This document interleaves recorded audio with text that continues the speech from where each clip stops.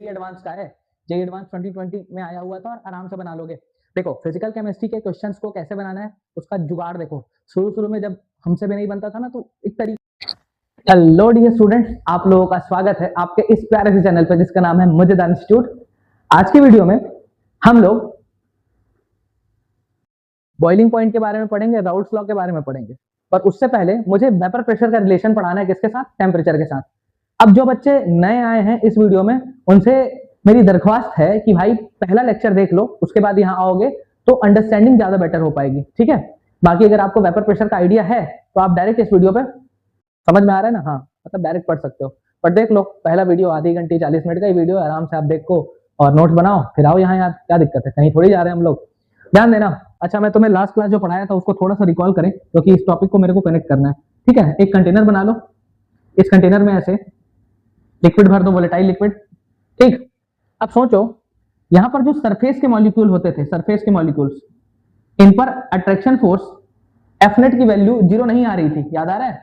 F net zero नहीं आ रहा था क्या, कि जीरो आ रहा था? नहीं आ रहा था।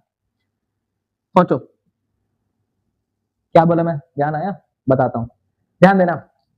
ये जो सरफेस का मॉलिक्यूल है इस पर इधर अट्रैक्शन फोर्स लग रहा है, इधर लग रहा है, इधर लग रहा है, लेकिन ऊपर खाली है मामला तुम्हारी तरफ। अरे यार सर क्यों रोस्ट करते हो, अरे तुम लोग अपने बच्चे हो, ठीक। तो कल मैंने पढ़ाया था जो इवेपोरेशन होगा वो सरफेस के मॉलिक्यूल्स का हो सकता है, मतलब यहाँ पर बीच में कोई मॉलिक्यूल ऐसे बैठा होगा ना उसका इवेपोरेशन नहीं होगा। वो जब तक सरफेस पे नहीं पहुंचेगा इवेपोरेशन उस पर्टिकुलर मॉलिक्यूल का नहीं होगा। तो इवेपोरेशन किनका होगा? जो सरफेस पे होंगे। कैसे होता है पता है ना? गैसेस की तरह लिक्विड मॉलिक्यूल्स के पास भी काइनेटिक एनर्जी होती है। अगर उनकी काइनेटिक एनर्जी सफिशिएंट हुई तो वो इस अट्रैक्शन फोर्स को ब्रेक करके ऊपर निकल जाएगा, इस अट्रैक्शन फोर्स को ब्रेक करके ऊपर एम्प्टी स्पेस में निकल जाएगा, वेपर बन जाएगा। इसी घटना को इवेपोरेशन कहते हैं। सोचो अगर मैंने टेम्परेचर बढ़ाया, अगर मैंने टेम्परेचर बढ़ाया तो क्या मॉलिक्यूल्स की काइनेटिक एनर्जी बढ़ जाएगी? हाँ सर काइनेटिक एनर्जी बढ़ जाएगी। अब सोचो इसको तो अट्रैक्शन फोर्स को ब्रेक करके ऊपर जाना है और अगर आप टेम्परेचर बढ़ाते हो तो इसकी काइनेटिक एनर्जी बढ़ेगी, मतलब ये और ज्यादा आसानी से अट्रैक्शन फोर्स को ब्रेक करके एम्प्टी स्पेस में चला जाएगा, ठीक। क्या इसका मतलब तुम्हें समझ में आ रहा है? इवेपोरेशन की जो टेंडेंसी है वो बढ़ गई ना, मतलब अगर आप टेम्परेचर बढ़ाओगे तो ज्यादा इवेपोरेशन होगा, इवेपोरेशन ज्यादा होगा तो वेपर मॉलिक्यूल ज्यादा बनेंगे, और अगर ऐसा होगा तो वेपर प्रेशर भी ज्यादा आएगा। मतलब क्या है सर आपका? मेरा मतलब यह है कि अगर मैं टेम्परेचर की वैल्यू कुछ रखूं तो उस समय वेपर प्रेशर की वैल्यू कुछ आएगी, और अगर मैं टेम्परेचर की वैल्यू कुछ और कर दूं उस समय प्रेशर, वेपर प्रेशर की वैल्यू कुछ और आएगी। मतलब टेम्परेचर बदलने से वेपर प्रेशर तो बदलेगा, ठीक सर। अब उसी का रिलेशन आपको पढ़ना है, अलग अलग टेम्परेचर पर वेपर प्रेशर की क्या वैल्यू होगी उसको हम लोग कैसे रिलेट करेंगे, इस इक्वेशन से रिलेट करेंगे, ठीक है। डेरिवेशन हमारे सिलेबस में नहीं है, कोई काम का नहीं है, तो डायरेक्ट मैंने फॉर्मूला लिखा है ना, और आएगा भी तो ज्यादा चांस इसके जेईई में ही आने के, है ना। बाकी सीबीएसई में तो ये नहीं आएगा, है ना, कभी कभी नहीं पूछे इन लोग। क्या बोलते हैं इसको? यह है variation of vapour pressure of liquid with temperature, Clausius Clapeyron equation, ठीक। क्या कह रही है इक्वेशन, ध्यान देना। इक्वेशन क्या है? log P2 by P1 equal to delta H vaporization upon 2.303 R of 1 by T1 minus 1 by T2, ठीक। क्या क्या है टर्म? P2 मतलब pressure at temperature T2, T1 मतलब pressure at temperature T1, delta H vaporization मतलब enthalpy of vaporization, ठीक है sir. R क्या है? गैस कांस्टेंट, वैल्यू क्या पुट करते हैं? 8.314 जूल पर केल्विन पर मोल, और एक 0.0821 भी होती है, लीटर एटीएम में होती है ना वो, तो यूनिट के हिसाब से देख लेंगे सर, ठीक है। अब देखो इस क्वेश्चन को देखो, पढ़ो और एक बार ट्राई करो। कर लिए पॉज करके? खैर इसमें तुम्हें एक नई बात मुझे पहली बतानी है, वैसे हम लोग इसको जस्ट आगे पढ़ने वाले, बॉइलिंग पॉइंट के बारे पढ़ने वाले, अगला ही टॉपिक है हमारा। अभी के लिए इतना मान लो कि कोई भी लिक्विड जब बॉइल होता है उस समय उसका जो वेपर प्रेशर है वो कितना होता है? 1 एटीएम, ठीक। एकदम सिंपल है और डेफिनेशन में यही है। जैसे बचपन में तुम लोग को बॉइलिंग पॉइंट पढ़ाए थे तो क्या बोलते थे तुम लोग? वो टेम्परेचर जहां लिक्विड बॉइल करे, ये नहीं बोलेंगे 12वीं क्लास में, हम लोग बोलेंगे the temperature at which the vapor pressure of liquid becomes equals to the value of external pressure or atmospheric pressure which is equal to 1 atm, ठीक। ध्यान देना, चलो आओ। क्वेश्चन क्या बोल रहा है? The normal boiling point of water is 373 kelvin, ठीक। Vapour pressure of water at temperature T kelvin is 19 mm of Hg. If value of delta H vaporization of water is 40.67 kilojoule per mole, then temperature T would be, तो T temperature आपको निकालना है। चलो try करो, तो बना लोगे sir? ये तो बना लेंगे आराम से बना लोगे, देखो कैसे? बॉइलिंग पॉइंट ऑफ वाटर कितना दिया है? 373 केल्विन। अच्छा, मतलब T1 तो दिख गया आपको। T1 क्या दिख गया सर? T1 मुझे दिख गया 373 केल्विन। अच्छा, अभी मैंने बताया बॉइलिंग के समय वेपर प्रेशर क्या होगा सर? 1 एटीएम। तो P कितना हो गया? ये भी 1 एटीएम हो गया। लेकिन कमाल की बात ये है कि ये वाला जो प्रेशर है, मतलब जो P2 की वैल्यू है, वो आपको mm ऑफ Hg में दी हुई है। तो इसको भी कन्वर्ट कर लो। 1 एटीएम का मतलब क्या होता है? 760 mm ऑफ Hg। सबको पता है? हाँ सर, ये तो बचपन से पता है। ठीक। T2 ये तो पता नहीं है सर, इसी को तो निकालना है। हाँ, लेकिन P2 है। P2 क्या है? P2 है सर कितना है sir? P2 sir 19 mm of Hg, ये दिया हुआ है। बस अब क्या करना है सर? फॉर्मूले में वैल्यू पुट कर देंगे, आंसर निकाल लेंगे। तो ये तो हम लोग के बाएं हाथ का खेल है। चलो कर लो, पुट कर लो। log P2 bye P1। P2 की वैल्यू कितनी है? 19। P1 कितना? 760 equal to delta H vaporization. Anti log वगैरह लेना पड़ सकता है, ठीक है? तो कैलकुलेटर का यूज कर लेना। वैसे ये बस कंसेप्ट सिखाने के लिए क्वेश्चन था। अगर वो तुम्हें ऐसा कुछ क्वेश्चन देगा पेपर में, तो वो ऐसी वैल्यू देगा जिसका एंटी लॉग आप आराम से ले सकते हो, ठीक है? तो ये आ जाएगा डेल्टा H वेपराइजेशन कितनी दी है वैल्यू? 40.67, ठीक? तो 40.67 अपॉन 2.303 R, तो 2.303 इंटू 8.314, फिर 1 by T1, 1 bye T1। T1 की वैल्यू कितनी है सर? T1 की वैल्यू है 373। T2 की वैल्यू सर वही तो निकालनी है, तो -1 अपॉन T। अब देखो, बस एक वेरिएबल है, सॉल्व हो जाएगा, ठीक? पर गड़बड़ हो जाएगी। पता है क्या? ध्यान देना, ये किलो जूल में दिया है। किसमें दिया है? किलो जूल में। और यूनिट क्या है इसकी? जूल है। तो अगर यूनिट को काटना है आपको, तो पहले इसको जूल में कन्वर्ट करना पड़ेगा। तो जूल में कैसे कन्वर्ट करेंगे? कुछ नहीं सर, मेरे को इतना पता है, 1 किलो जूल जो होता है वो किसके बराबर होता है? 10⁻³ जूल्स।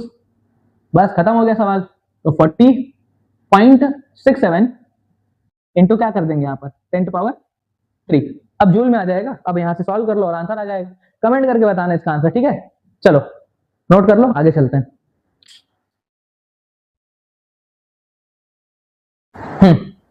चलो स्टूडेंट्स, अगले कंसेप्ट पे चलते हैं, ठीक है? अगला टॉपिक है हमारा बॉइलिंग पॉइंट। तो बॉइलिंग पॉइंट क्या बोलता है? ध्यान देना। बॉइलिंग पॉइंट मतलब the temperature at which the vapor pressure of liquid becomes equals to external pressure, ठीक? कहने का मतलब क्या है? हमारे केस में एक्सटर्नल प्रेशर की अगर बात करोगे आप, तो जनरली आप क्या लेके चलोगे? Atmospheric pressure. और एटमॉस्फेरिक प्रेशर किसके बराबर होता है?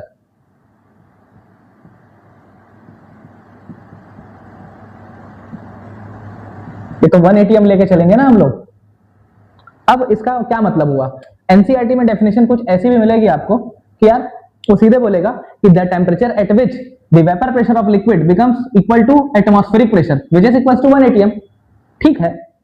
पर एग्जैक्ट जो डेफिनेशन आएगा वो होगा एक्सटर्नल प्रेशर के बराबर। अब मान लो एक्सटर्नल प्रेशर कुछ और करोगे तो बॉइलिंग पॉइंट उस हिसाब से चेंज होने लगेगा, ठीक? अब ध्यान देना, यहां से मुझे क्या क्या पता चला? ध्यान देना। पहली बात, सोचो मेरे पास 2 लिक्विड्स हैं। एक है लिक्विड ए, ठीक? और एक है लिक्विड बी। मान लो इसका जो वेपर प्रेशर है ये है 0.8 एटीएम, ठीक? इसका जो वेपर प्रेशर है वो मान लो है 0.5 एटीएम। तो मुझे बस ये बताओ बॉइलिंग पॉइंट किसका ज्यादा होगा? बस एकदम सिंपल सा सवाल है कि बॉइलिंग पॉइंट की वैल्यू किसकी ज्यादा होगी, ठीक है? वीडियो आ रहा है कि नहीं, चल रहा है कि नहीं आ रहा? हाँ चल रहा है, ठीक। बॉइलिंग पॉइंट की वैल्यू किसकी ज्यादा होगी? सर एकदम साफ साफ दिख रहा है मेरे को। बॉइलिंग पॉइंट अगर किसी को जुगाड़ लगाना है तो मुझे उसके वेपर प्रेशर को कितना बनाना है? 1 एटीएम, ठीक? अब इसका जो वेपर प्रेशर है वो 0.8 एटीएम है, इसका जो वेपर प्रेशर है वो 0.5 एटीएम है। तो डेफिनेटली इसको 1 एटीएम पहुंचाने के लिए ज्यादा टेम्परेचर देना पड़ेगा as compare to this one, because the value of vapour pressure for liquid A is already 0.8 atm and 0.8 is more closer to 1 as compared to 0.5, so we will have to provide more heat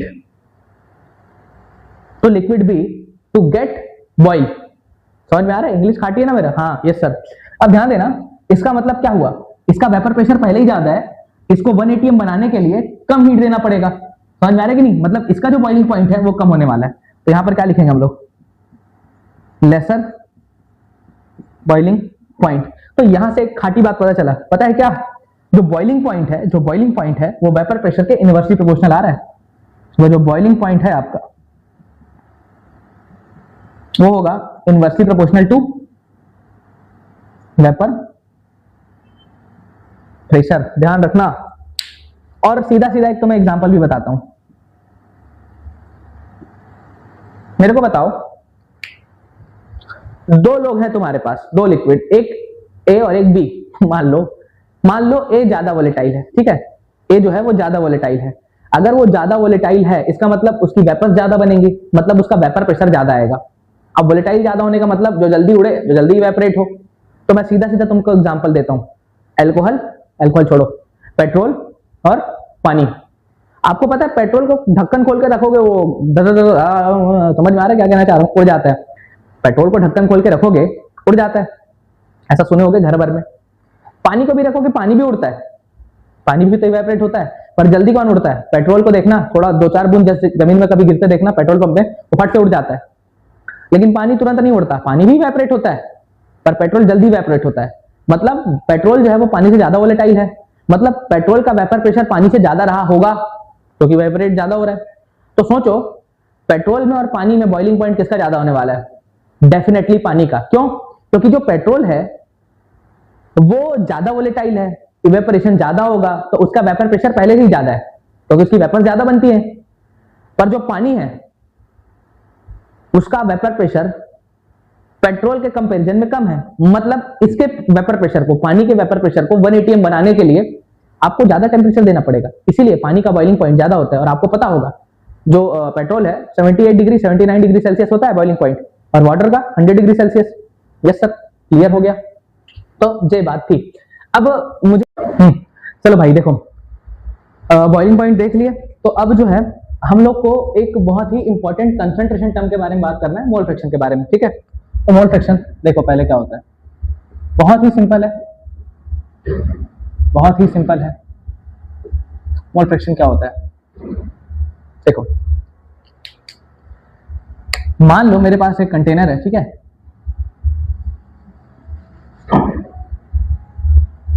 कैसे close container है, ठीक है, close है, इसमें मैं 2 liquid भर दिया, ठीक, लिक्विड ए और इसमें मैं भर दिया लिक्विड बी, ठीक है, सोल्यूशन बना दिया। लिक्विड ए के मान लो आपके पास 8 मोल है इसमें, और लिक्विड बी के मान लो आपके पास 2 मोल है। मेरे को बस ये बताओ इस सोल्यूशन में किसका कंसंट्रेशन ज्यादा दिख रहा है? डेफिनेटली सर ए का कंसंट्रेशन ज्यादा दिख रहा है। अरे भाई साफ साफ दिख रहा है ना। देखो इस सोल्यूशन में 8 मोल ए के ही हैं, 8 मोल मतलब ए का कंसंट्रेशन ज्यादा है। अब अगर मुझे ए का मोल फ्रैक्शन लिखना है, देखो मैं कैसे लिखूंगा, मोल फ्रैक्शन ऑफ ए, ठीक है, दिखाते हैं इसको, चाय पढ़ते हैं इसको, चाय। Mole fraction of A is equal to क्या होगा? बहुत सिंपल है, ए का moles of A upon total moles, N A plus N B, A का mole upon total mole. Similarly B के लिए क्या लिखोगे आप? बी का mole upon total mole, B के मोल फ्रैक्शन के लिए। ध्यान से देखना ए का कितना मोल है सर? 8 मोल है। टोटल मोल कितना है सर? 8 + 2 दैट इज 10, तो 8/10 मतलब कितना आ रहा है मोल फ्रैक्शन? इसका मोल फ्रैक्शन आ रहा है 0.8, ठीक। बी का मोल फ्रैक्शन सर क्या होगा? सर बी का मोल फ्रैक्शन होगा NB upon Na plus NB। ये वैल्यू कितनी आएगी सर? बी का 2 मोल है और टोटल जो मोल है वो कितना है सर? वो है 8 + 2 मतलब 2/10। अब वैल्यू क्या आ जाएगी? अब वैल्यू आ जाएगी सर 0.2, है ना। शादी वादी हो रही है यार, है ना, पटाखे फूट रहे हैं, थोड़ा सा मैनेज कर लो, क्या करें, ठीक। अब ध्यान देना और समझना, माइक चालू है कि नहीं? अभी बंद हो गया था। पूरी मेहनत अभी खराब हो गई थी, पता है, पूरा बढ़िया से सब कुछ रिकॉर्ड कर लिया था और माइक की बैटरी डेड हो गई थी। क्या बताऊं यार, चलो गरीबी है अभी, अच्छा वाला माइक लेंगे फिर बाद में, ठीक है, तुम लोग सपोर्ट करो। हाँ ध्यान देना, अब वापस आओ, सोच के देखना, यहां मोल फ्रैक्शन और कंसंट्रेशन में एक बढ़िया सा रिलेशन दिख रहा है। अरे कंसंट्रेशन कम ही होता है, मोल फ्रैक्शन एक, ठीक। अगर मैं बोलूं ए का कंसंट्रेशन ज्यादा है, देखो तो दिख ही रहा है, इसके 8 मोल है, इसके 2 मोल है, इसका मतलब मैं सीधे सीधे ये बोल लूं कि ए का मोल फ्रैक्शन ज्यादा है, तो क्या दिक्कत है तुम्हें, देखो ए का मोल फ्रैक्शन दिख भी रहा है ज्यादा, 0.8 और ये 0.2। यहां से क्या पता चला, जो मोल फ्रैक्शन के सम की वैल्यू होती है ना, ये हमेशा 1 होती है, तो खैर तुम्हें पता होगा, मोल फ्रैक्शन जो हमेशा है वैल्यू उसकी क्या आएगी, हमेशा 1 आएगी मोल फ्रैक्शन के सम की, ठीक। देखो जोड़ के देख लो, तो मोल फ्रैक्शन का सम हमेशा क्या होगा, 1 होगा। अच्छा ठीक है सर, एक बात और पता चल रही है, क्या पता है, ध्यान से देखना, XA अपॉन XB आप करो, क्या आएगा पता है, NA अपॉन NB, ये आएगा, देखो डिवाइड करके देखो, जैसे आप इसको डिवाइड करोगे Na प्लस NB उड़ जाएगा और Na अपॉन NB बचेगा, देखो XA upon XB Na upon NB बचेगा, ठीक। तो यहां से क्या पता चली, यहां से पता चला कि रेशियो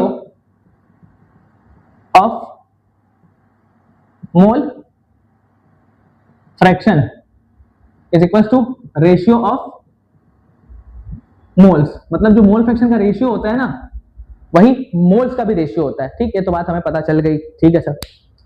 अब सोचना है ना, क्योंकि मेरे को राउट लॉ का माहौल बनाना है, राउट लॉ का माहौल बनाना है, ध्यान से देखना, ए का कंसंट्रेशन और बी का कंसंट्रेशन तुम्हें दिख रहा है 8 मोल 2 मोल। अगर मैं मोल फ्रैक्शन की बात करूं, क्योंकि इसका कंसंट्रेशन ज्यादा है, इसका मोल फ्रैक्शन भी ज्यादा आ रहा है, देखो 0.8, इसका मतलब यह है कि इसके सरफेस पे ए के मॉलिक्यूल ज्यादा होंगे। क्यों ज्यादा होंगे सर, अरे भाई मोल फ्रैक्शन किसका ज्यादा है सर, मोल फ्रैक्शन तो ए का ही ज्यादा है, तो अगर ए का मोल फ्रैक्शन ज्यादा है तो ए के मॉलिक्यूल्स का नंबर भी तो ज्यादा होगा वहां सरफेस पे, क्योंकि देखो ए का मोल फ्रैक्शन अगर ज्यादा है, इसका मतलब उस सॉल्यूशन में ए ज्यादा है, तो अगर ए सॉल्यूशन में ज्यादा है तो उसके सरफेस पे भी ए ही ज्यादा होगा।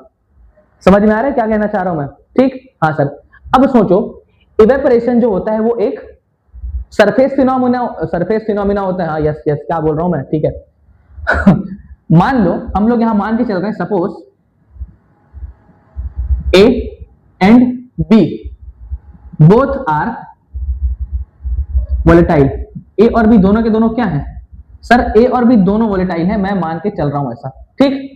अब ए और बी अगर दोनों वोलेटाइल है, ध्यान से देखना और समझना मेरी बात, ये ए के मॉलिक्यूल सरफेस पे ज्यादा होंगे कि नहीं होंगे सर, होंगे, डेफिनेटली होंगे। क्यों होंगे सर, क्योंकि देखो ए का मोल फ्रैक्शन ज्यादा है, मतलब ए का कंसंट्रेशन ज्यादा है, इसका मतलब सरफेस पे ए के मॉलिक्यूल ज्यादा होंगे। तो अगर सरफेस, अच्छा देखो इवेपोरेशन किसका हो सकता है, जो मॉलिक्यूल सरफेस पे होंगे। अब सरफेस में ए के मॉलिक्यूल ज्यादा है, तो ए के मॉलिक्यूल्स का इवेपोरेशन भी तो ज्यादा होगा।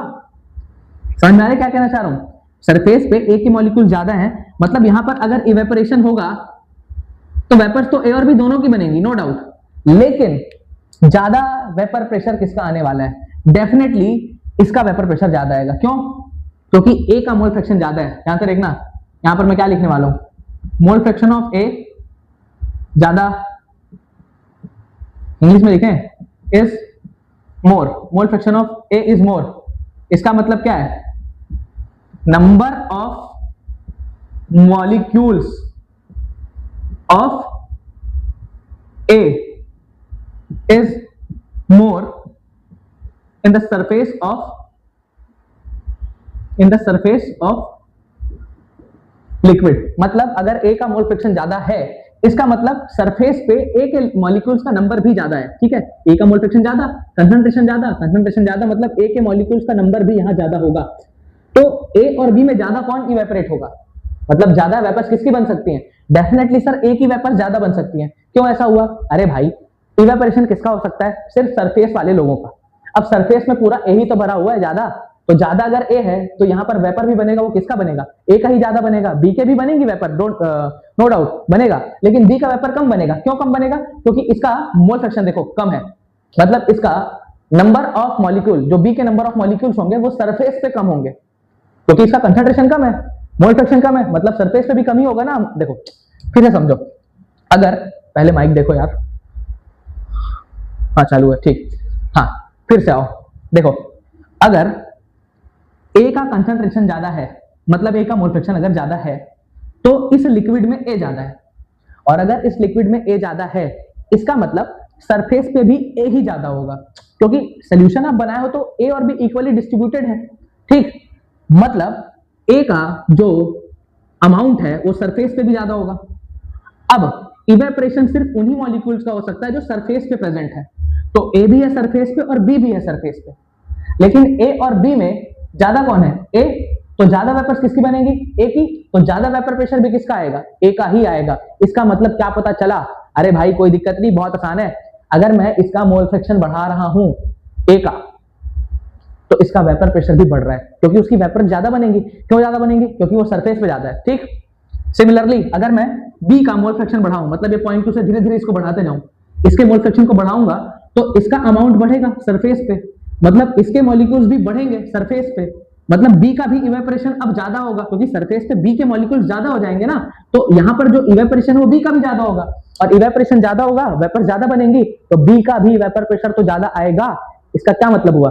सर अगर मैं मोल फ्रैक्शन बढ़ा रहा हूं, वाह पॉइंटेड गैप कैसे हो गया सर, अगर मैं मोल बोलता हूं, मोल फ्रैक्शन अगर बढ़ा रहा हूं तो वेपर प्रेशर भी बढ़ रहा है। क्यों? क्योंकि अमाउंट बढ़ रहा है, तो इवेपोरेशन बढ़ रहा होगा, इवेपोरेशन बढ़ रहा होगा तो नंबर ऑफ वेपर भी बढ़ रहे होंगे, नंबर ऑफ वेपर मॉलिक्यूल्स, तो वेपर प्रेशर भी बढ़ रहा होगा। बस यहां से क्या कहानी आई पता है? एकदम सिंपल, यहीं से मैंने निष्कर्ष निकाल लिया। जैसे पीए और पीबी बात करूं मैं, पीए का मतलब है vapour pressure of A, partial vapour pressure of A, जो है वो डायरेक्टली प्रोपोर्शनल आपको दिख रहा है किसके? मोल फ्रैक्शन ऑफ ए के। Partial vapour pressure of A मतलब ए का जो वेपर प्रेशर है वो ए के मोल फ्रैक्शन के डायरेक्टली प्रोपोर्शनल है। सिंपल है, क्योंकि मोल फ्रैक्शन अगर ए का बढ़ाता और तो ए का अमाउंट बढ़ेगा तो ए की वेपर्स और बनेंगी, तो इस वजह से वेपर प्रेशर ए का ज्यादा हो जाएगा। बहुत सिंपल। सिमिलरली जो वेपर प्रेशर ऑफ बी होगा वो डायरेक्टली प्रोपोर्शनल होगा किसके? मोल फ्रैक्शन ऑफ बी के। यही राउट लॉ है। अब एक बात और बताता हूं, यहां पर हम लोग दो चीजें और यूज करने वाले हैं। क्या? पी नॉट ए और पी नॉट बी। अब ये क्या होता है देख लो। पी नॉट ए का मतलब vapour pressure of pure A, P not B का मतलब vapour pressure of pure B. देखना होता क्या है, ध्यान से समझना। जो vapour pressure of pure A है इसका क्या मतलब हुआ?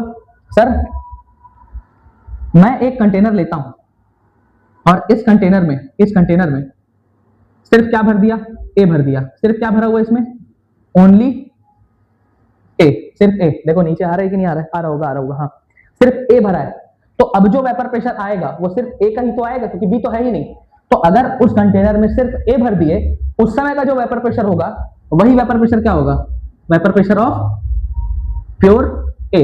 इसी को क्या बोलेंगे? P not a. ठीक, सिमिलरली एक कंटेनर लो, उसमें सिर्फ बी को भर दो, और सिर्फ बी को भरोगे तो जो वेपर प्रेशर आएगा वो किसका आएगा? प्योर बी का आएगा, उसको बोलेंगे पी नॉट बी। ठीक, बस इसको छापो, आगे चलते हैं। चलो यार राउट लॉ देखते हैं, बहुत इंपॉर्टेंट है। जेई में डायरेक्ट क्वेश्चन है, डायरेक्ट नीट में, जेई में डायरेक्ट है, जेई एडवांस में भी डायरेक्ट क्वेश्चन आया। ठीक है, तो राउट लॉ होता क्या है बात करते हैं इस पे। ठीक है, तो सबसे पहले तो मैं एक कंटेनर बनाता हूं। ठीक, इस कंटेनर में क्लोज कंटेनर है, इस कंटेनर में मैं एक सोल्यूशन भरता हूं जिसमें दो कंपोनेंट है, लिक्विड ए भी है और साथ ही साथ लिक्विड बी भी है। मोल फ्रैक्शन सबको समझ में आ ही गया। ठीक है, कुछ केस मान के चल रहे हैं हम लोग। सपोज क्या both liquid A and B are volatile, A भी वोलेटाइल है और बी भी वोलेटाइल है, और ये भी मान लो आप कि जो बी है, B is more volatile than A।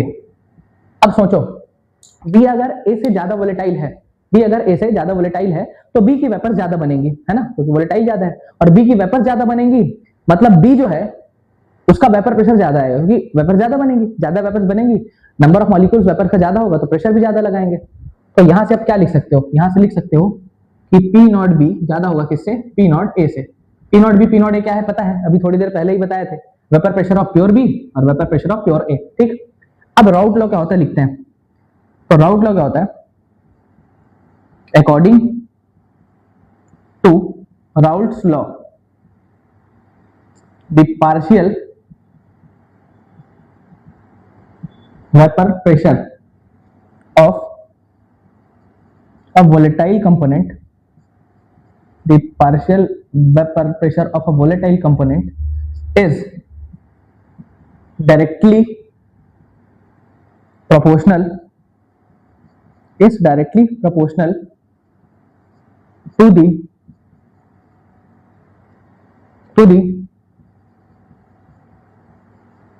mole fraction of that component in the solution। ये है राउट लॉ। अब इसका क्या मतलब हुआ, बहुत ही सिंपल है। देखो क्या बोल रहा है, कैमरा पहले चेक किया जाए, कैमरा चालू, हाँ माइक कैमरा दोनों चालू है, ठीक। क्या बोल रहा है ध्यान से देखना, बहुत आसानी से समझाता हूं। देखो पहले मैं कुछ जुगाड़ बता रहा हूं, उसको समझना, ठीक। मान लो यहां ए और बी तो खैर दोनों ही हैं, तो कुछ मोल फ्रैक्शन ए का होगा, कुछ मोल फ्रैक्शन बी का होगा, कंसंट्रेशन है, ठीक। तो सोचो अगर मैं ए का मोल फ्रैक्शन बढ़ाया, क्या बोल रहा हूं मैं, अगर मैंने ए का मोल फ्रैक्शन बढ़ाया मतलब ए का कंसंट्रेशन आप बढ़ाए, मतलब ए के नंबर ऑफ मॉलिक्यूल्स बढ़ेंगे। तो अगर ए का मोल फ्रैक्शन बढ़ाओगे तो ए के नंबर ऑफ मॉलिक्यूल्स बढ़ेंगे। तो सोच के देखो सरफेस पर भी ए के मॉलिक्यूल्स का नंबर बढ़ जाएगा। पहले कुछ रहेंगे तो फिर थोड़े से और एक्स्ट्रा हो जाएंगे, नंबर ऑफ मॉलिक्यूल बढ़ेगा क्योंकि आप मोल फ्रैक्शन बढ़ा रहे हो ए का। अब सोचो अगर आप ए का मोल फ्रैक्शन, जस्ट इमेजिन ए का मोल फ्रैक्शन आप बढ़ा रहे हो, तो ए के मॉलिक्यूल्स बढ़ गए सरफेस पे, तो अब इवेपोरेट होने वाले मॉलिक्यूल्स का नंबर भी बढ़ जाएगा पहले से। क्यों? क्योंकि अब मॉलिक्यूल ज्यादा हो गए सरफेस पे, और पहले लेक्चर में पढ़ के आए हैं इवेपोरेशन होने के लिए मॉलिक्यूल्स का सरफेस पे होना जरूरी है। सरफेस एरिया बढ़ाने पर याद करो नंबर ऑफ मॉलिक्यूल सरफेस पे बढ़ जा रहा था। सेम टू सेम यहां पर आप मोल फ्रैक्शन बढ़ा रहे हो, मतलब आप अमाउंट बढ़ा रहे हो, मतलब सरफेस पर नंबर ऑफ मॉलिक्यूल्स जो होंगे ए के वो बढ़ जाएंगे, मतलब ए का इवेपोरेशन अब पहले से ज्यादा होगा क्योंकि ज्यादा मॉलिक्यूल्स है ना। तो सोचो ए का इवेपोरेशन अगर ज्यादा हो रहा है तो ए का वेपर प्रेशर भी तो ज्यादा आएगा। बस यही तो राउट लॉ है। कहने का मतलब ए का मोल फ्रैक्शन अगर बढ़ाया, amount of A over the surface of liquid बढ़ा, इवेपोरेशन बढ़ा, तो वेपर प्रेशर भी बढ़ा। मतलब ए का मोल फ्रैक्शन और वेपर प्रेशर का रिलेशन आ गया। क्या? ये जो ए का वेपर प्रेशर है वो डायरेक्टली प्रोपोर्शनल है मोल फ्रैक्शन के। कैसे? अगर आप मोल फ्रैक्शन बढ़ाओगे ए का तो वेपर प्रेशर भी तो बढ़ ही रहा है ए का, क्योंकि देखो मोल फ्रैक्शन बढ़ाओगे नंबर ऑफ मॉलिक्यूल सरफेस पे बढ़ेगा, सरफेस पे जो मॉलिक्यूल है उनका नंबर बढ़ जाएगा। और अगर ऐसा होगा इवेपोरेशन ज्यादा होगा तो वेपर प्रेशर भी बढ़ जाएगा क्योंकि वेपर्स ज्यादा बनेंगी। तो बस यही राउट लॉ, यही लिखा हुआ है, according to Raoult's law the partial vapour pressure of a volatile component. अभी पार्शियल क्यों लिखा? क्योंकि दो लोग हैं ना, तो इंडिविजुअल प्रेशर को तो पार्शियल प्रेशर बोलोगे। क्या है? Of a volatile component is directly proportional to the mole fraction of that component in the solution. मतलब सॉल्यूशन के अंदर उस कंपोनेंट का मोल फ्रैक्शन जितना ज्यादा होगा उसका पार्शियल वेपर प्रेशर भी उतना ही ज्यादा होगा। बहुत आसान है, होना भी चाहिए।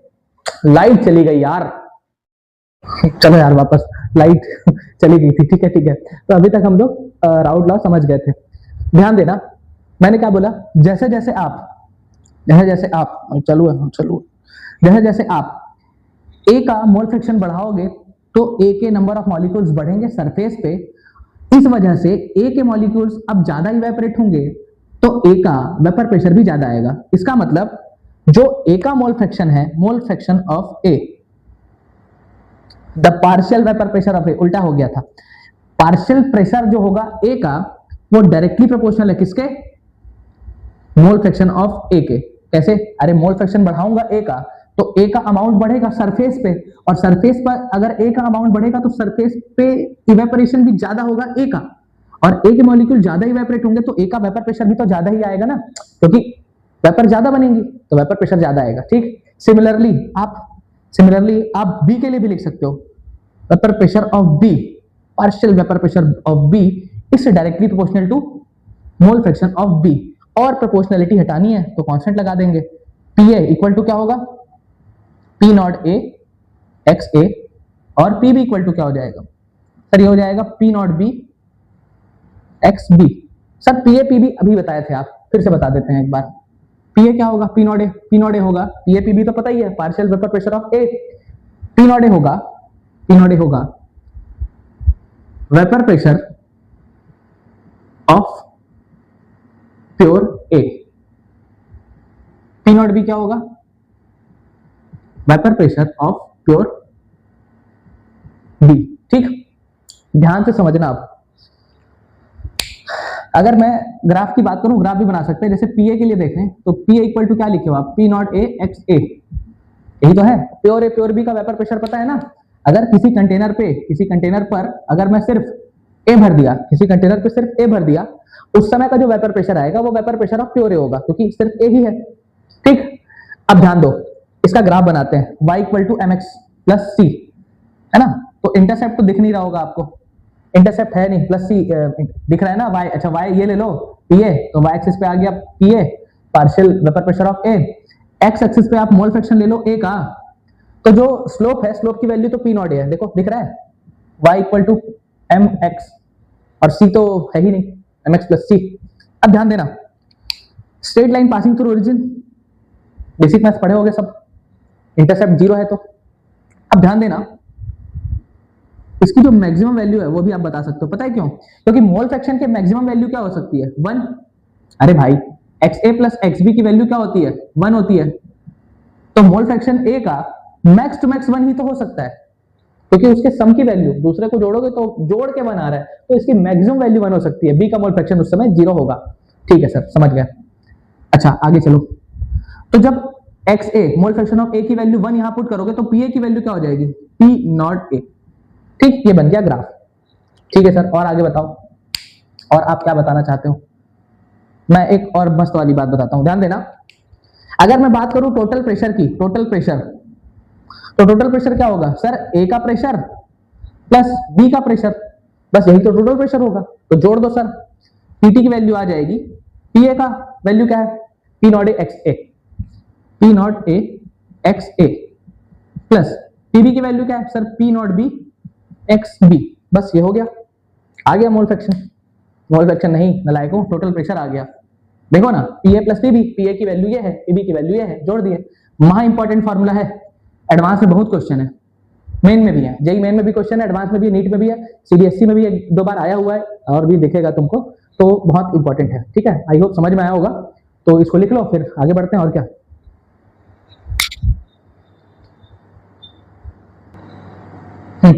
देखो यार, ये टोटल प्रेशर हम लोग निकाल लिए थे, P not A X A plus P not B X B. हमें पता है कि X A plus X B की वैल्यू क्या होती है सर, ये 1 होता है। तो क्या मैं एक्स ए को 1 माइनस एक्स बी लिख सकता हूं? यस सर लिख सकता हूं। बस इस वैल्यू को पुट कर दो। तो जब इसको पुट करोगे तो ये क्या बन रहा है, देखो पीटी इक्वल टू आपको दिखेगा P not A X A के जगह 1 माइनस एक्स बी, ठीक है sir, plus P not B X B. थोड़ा सा सॉल्व कर लो, क्या दिख रहा है तुम्हें, पीटी इक्वल टू हो जाएगा P not A minus P not A X B plus P not B X B. ठीक, आगे चलो। तो पीटी की वैल्यू क्या आ जा रही है, इसको जमा लो sir, P not A plus P not B minus P not A, और कॉमन क्या ले लिया, एक्स बी को। देखो, हाँ सर आसान तो है, आसान तो है सर। क्या तुम इसका ग्राफ खींच सकते हो सर? इसका ग्राफ बन तो जाएगा sir, y equal to M X plus C. फिर से y एक्सिस पे टोटल प्रेशर ले लूंगा, ये आपका अगर मोल फ्रैक्शन आप x एक्सिस में दिखाने वाले हो तो ये हो जाएगा आपका स्लोप m, है ना। x एक्सिस पे कौन हो जाएगा आपके पास, स्लोप ये नहीं होगा नलायकों, तुम्हारे चक्कर में देखो मेरा भी ध्यान कहाँ है। स्लोप की वैल्यू होगी mx, m ये होगा स्लोप, और ये हो गया आपके पास इंटरसेप्ट। ठीक, अब देखो बनाते हैं graph. y equal to M X plus C. तो y एक्सिस पे मैंने ले लिया टोटल प्रेशर, x एक्सिस पे मैं क्या मान के चल रहा हूं, x एक्सिस पे मोल फ्रैक्शन ऑफ b। ठीक, तो स्लोप की वैल्यू देखो, ये अगर एक्स एक्सिस पे है तो एक्स ये हो गया, और स्लोप की वैल्यू क्या हो जाएगी, P not B minus P not A, और इंटरसेप्ट पॉजिटिव दिख रहा है, तो यार ये ग्राफ बनने वाला है ऐसा, ठीक, यही ग्राफ होगा।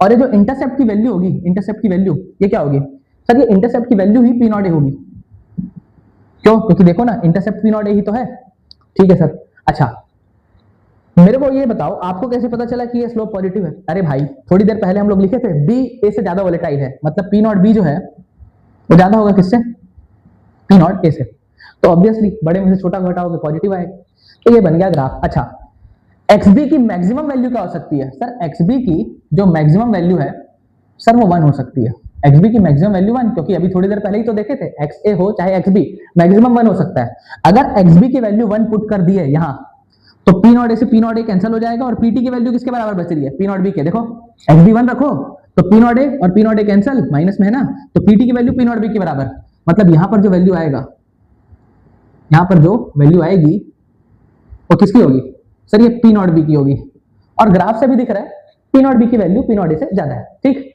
और यहां जो स्लोप आएगा, स्लोप वो भी आप निकाल सकते हो, स्लोप की वैल्यू क्या होगी, स्लोप होगा P not B minus P not a के बराबर, P not B minus P not a के बराबर, देखो ना आराम से निकाल लोगे आप, और चाहो तो निकाल भी सकते हो। देखो स्लोप क्या होता है, स्लोप होता है सर y बाय एक्स, है ना, टेन थीटा पढ़े ही होगे आप लोग, टेन थीटा जानते हो ना, यस सर बचपन में इतना तो पढ़ा ही नहीं हमको।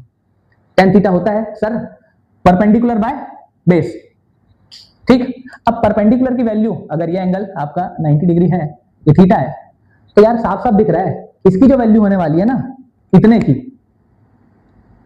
इतने की वैल्यू किसके बराबर होगी सर, ये P not B minus P not a के बराबर होगी, और ये जो यूनिट है ये तो 1 है, ये तो डिस्टेंस ही 1 दिया हुआ है, देखो तो P not B minus P not a upon 1, अरे यही तो आ गया y बाय एक्स, और यही तो स्लोप है, देखो P not B minus P not a, दिख रहा है, तो ऐसे करके जादू कर सकते हो आप, ठीक। अब हम लोग दोनों ग्राफ को ना मिलाते हैं, ठीक है, मतलब ए का भी मोल फ्रैक्शन लिखते हैं, बी का भी, पहले माइक चेक करूं यार, हाँ चालू है चालू है, ठीक है, तो ए और बी दोनों का मैं मोल फ्रैक्शन मिलाता हूं पहले, ठीक है, मतलब एक ग्राफ में बनाने का प्रयास है और कुछ नहीं।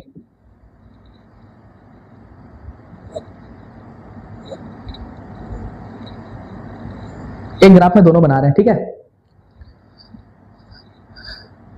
ठीक, ये है पी नॉट ए, ये है पी नॉट बी, क्योंकि पी नॉट बी ज्यादा है, दिख भी रहा है ना, देखो पी नॉट बी ज्यादा होना चाहिए। अब यहां पर देखो मोल फ्रैक्शन ऑफ ए की वैल्यू को मैं यहां पर 1 ले रहा हूं, और मोल फ्रैक्शन यहां पर बी का क्या हो जाएगा 0। सिमिलरली अगर यहां पर मैं मोल फ्रैक्शन ए का 0 कर रहा हूं, तो बी का मोल फ्रैक्शन क्या हो जाएगा यहां पर 1, ठीक। अब सोचना, इसको आप मिला दो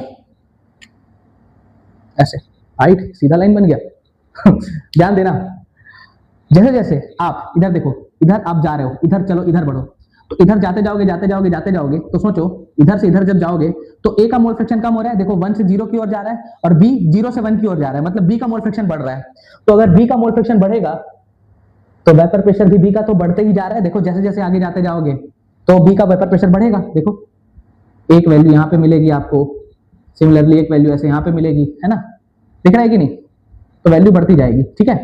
अच्छा ये जो ग्राफ बना है ना, ये वाला यही होता है P T equal to P not A X A plus P not B X B, ठीक है। ये ग्राफ को भी कंपाइल कर दिए, इतना ही है राउट लॉ में, है ना। फिर इसके कुछ एप्लीकेशन वाले पार्ट है, क्वेश्चन है एडवांस के भी, मेन के भी, तो इसको लिख लो फिर आगे चलते हैं। अच्छा हाँ, तुम्हें मैं एक चीज और बताना, मेरे ध्यान से उतर गया यार, एक चीज तो और यहाँ पर हम लोग डिफाइन कर सकते हैं, क्या है पता है, टोटल प्रेशर बता दिए, लेकिन इंडिविजुअली भी आप कर सकते हो, पीएपी भी कर सकते हो, पता है कैसे, इन दोनों को मिलाओ, इसको मिलाओ इससे, इसको मिलाओ इससे, अब ध्यान से देखना, ये तिरछा हो गया यार, ये ठीक है, चलो ठीक है मैनेज कर लेना, कर्व नहीं है वो सीधा ही है, थोड़ा तिरछा हो जा रहा है, रुको यार, चलो ठीक है। अब देखो ध्यान से, ये वाली जो लाइन है, ये देखो, ये बी के लिए दिख रहा है आपको, और इधर वाली लाइन जो है वो ए के लिए दिख रहा है, तो इधर आप जा रहे हो, देखो इधर से ऐसे, तो ये वाली वैल्यू, ये वाला लाइन देखो ऊपर उठते जा रहा है, मतलब ए का वेपर प्रेशर बढ़ते जा रहा है, देखो ऐसे इधर आ रहे हो तो, लेकिन इधर जा रहे हो तो देखो बी का वेपर प्रेशर बढ़ते जा रहा है, बढ़ रहा है, सोच के देखना, यहां पर मोल फ्रैक्शन बी का 1 है तो ए तो 0 हो गया होगा, मतलब यहां पर पूरा का पूरा सोल्यूशन में कौन है, केवल बी है, क्योंकि mole fraction of B equal to 1 का मतलब ए है ही नहीं, पूरा का पूरा कौन है, बी। तो जब पूरा का पूरा बी होगा तो पूरा का पूरा वेपर प्रेशर किसका होगा, बी का, और पूरे के पूरे बी के वेपर प्रेशर को ही तो pure vapour pressure of B बोलते हैं, ठीक है। वैसे यहां देखो, यहां मोल फ्रैक्शन है ए का 1 तो बी का 0 है, मतलब यहां पर सोल्यूशन में सिर्फ कौन है, ए। तो जब सिर्फ ए होगा उस समय के वेपर प्रेशर को आप क्या बोलोगे, vapour pressure of pure A, ठीक। तो ये अब हो गया कंप्लीट। चलो कुछ क्वेश्चंस करते हैं। चलो यार, पहला ही क्वेश्चन जेई एडवांस का है, जेई एडवांस 2020 में आया हुआ था और आराम से बना लोगे। देखो फिजिकल केमिस्ट्री के क्वेश्चंस को कैसे बनाना है उसका जुगाड़ देखो, शुरू में जब हमसे भी नहीं बनता था ना तो एक तरीका निकाले, क्या पता है, जो दिया है वो डेटा को लिखते जाओ और जो पूछा है उसको कनेक्ट कर लो, ठीक है। अब देखो ये क्या बोल रहा है, liquid A and B forms ideal solution for all composition of A and B, मतलब ए और बी को मिला के आइडियल सॉल्यूशन बना रहा है। आइडियल सॉल्यूशन क्या होता है, वो जो राउल्ट लॉ को फॉलो करता है, ठीक है, कोई दिक्कत नहीं है। फिर बोल रहा है कि two such solution with 0.25 and 0.50 mole fraction of A, तो दो सॉल्यूशन है, सॉल्यूशन दो ठो है, ठीक है, एक सॉल्यूशन ए और एक सॉल्यूशन बी मान लो, पर ए और बी नहीं, हम लोग क्योंकि ए और बी तो लिक्विड दिया है, तो दो सॉल्यूशन है, देखो लिखा है ना, two such solution with 0.25 and 0.50 mole fraction of A, मतलब जो पहला सॉल्यूशन है उसमें मोल फ्रैक्शन ए का कितना है, सर ए का मोल फ्रैक्शन है 0.25, तो कंफर्म बी का मोल फ्रैक्शन कितना होगा, सर 0.75। कैसे पता सर, अरे मोल फ्रैक्शन के सम का वैल्यू 1 होता है, मतलब XA प्लस XB को क्या होना है, सर XA और XB को तो 1 होना है, ठीक। तो अगर XA 0.25 है तो XB 0.75 होगा ना, ठीक है। दूसरा सॉल्यूशन जिसमें B का मोल फ्रैक्शन, A का मोल फ्रैक्शन कितना है 0.50, तो दूसरे केस में अगर A का मोल फ्रैक्शन 0.50 है तो B का मोल फ्रैक्शन भी कितना होगा, 0.50 ही होगा, ठीक। अब क्या बोल रहा है, टोटल वेपर प्रेशर पहले केस में 0.3 है और दूसरे वाले में 0.4 है, और पीटी का फॉर्मूला सबको पता है, पीटी क्या होता है, P not A X A plus P not B X B. चलो सॉल्व करते हैं, टोटल प्रेशर पहला केस में लेते हैं, पहले केस में 0.3 है, तो 0.3 equal to P not A X A, P not A X A X A X A, X A की वैल्यू कितनी है 0.25, तो यहां पर क्या लिख दो आप, मल्टीप्लाइड बाय 0.25, या तो आप इसको 1/4 भी लिख सकते हो, चलो 0.25 भी लिख लो, फिर तो सॉल्व कर ही लेंगे। 0.25 प्लस पी नॉट बी, क्या हुआ, इसका वैल्यू कितना हो जाएगा, सर ये 0.75 होगा, ठीक है सर, ये पहला केस हुआ। दूसरा केस, सर दूसरे बार जो वेपर प्रेशर है वो 0.4 है, तो 0.4 है तो मैं इसको ऐसा कर लेता हूं, 0.4 है P not A, X A की वैल्यू कितनी है दूसरे केस में 0.50, तो सर ये आ जाएगा 0.50 प्लस पी नॉट बी, ये भी एक्स बी की वैल्यू भी 0.50 ही है, 0.50। ध्यान से देखो यार, ये तो बच्चों का खेल हो गया ना, दो इक्वेशन दो वेरिएबल, देखो P A P B, P not A P not B, यही तो वेरिएबल है और दो इक्वेशन है, तो क्या आप इसको सॉल्व कर सकते हो, अरे बहुत आराम से कर लेंगे सर। एक काम करते हैं, इसमें आप जैसे मान लो ऊपर की इक्वेशन में अगर आप 4 का मल्टीप्लाई कर दिए ना, 4 का, तो ये हो जाएगा P not a 4 P not A, और ये बन जाएगा, मतलब ठीक है, मैं तुम्हारे लिए इसको होमवर्क में छोड़ रहा हूं, इसको भाई कमेंट करके बताना, दो इक्वेशन दो वेरिएबल, चाचा घटा के निकाल लोगे ना, बस कटना चाहिए, जैसे पी नॉट ए कैंसिल हो जाए। कब कैंसिल होगा, जब ऊपर वाली की इक्वेशन में आप किसका मल्टीप्लाई कर दो, दो का मल्टीप्लाई करोगे तो ये क्या बन जाएगा 0.50 बन जाएगा ना, हाँ सर 0.50 बन जाएगा, फिर घटावट आके काट के देखना। तो होमवर्क है तुम्हारा, कमेंट करना है आंसर, एडवांस का क्वेश्चन 2 लाइन में सॉल्व। दूसरा क्वेश्चन ये भी होमवर्क है, ठीक है, कमेंट करना है भाई, कमेंट करना है, ठीक है, तो होमवर्क करके आना। अगले क्लास में मिलते हैं, फिर डाल्टन लॉ के साथ रिलेशन पढ़ेंगे, कुछ क्वेश्चंस और करेंगे, प्रैक्टिस क्वेश्चन की जो सीरीज है उसमें आना, ठीक है, उसके वीडियो को भी देख लेना। चलो मिलते हैं अगली वीडियो में, बाय बाय।